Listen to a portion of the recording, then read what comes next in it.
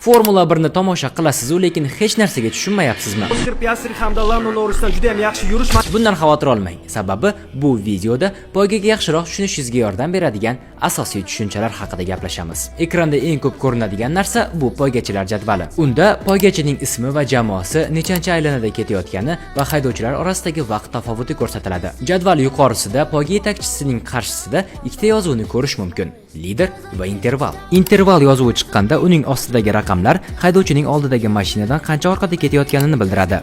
Agar lider deb yozilgan bo'lsa, bu boshqalarning poyga yetakchisidan qanchalik orqada ekanini ko'rsatadi. Qisqa belgilashlar: DNF did not finish, poygani tugata olmadi. Masalan, avariya yoki texnik nosozlik. DNS did not start, umuman startga chiqmadi. Saralash bosqichi asosiy poygadan bir kun oldin bo'lib o'tadi va 3 qismga bo'linadi: Q1, Q2, Q3. Birinchi va ikkinchi bosqichlarda har safar eng sekin 5 nafar haydovchi poygadan chiqib ketadi. Bosqichdan o'tish uchun shunchaki eng tez aylanani ko'rsatish kerak. Sektor ranglari: har bir trek 3 ta sektorga bo'linadi. Haydovchi har bir sektorni bosib o'tganda ranglar shunday o'zgaradi. Binafsha: bu sektor bo'yicha hamma ichida eng yaxshi natija.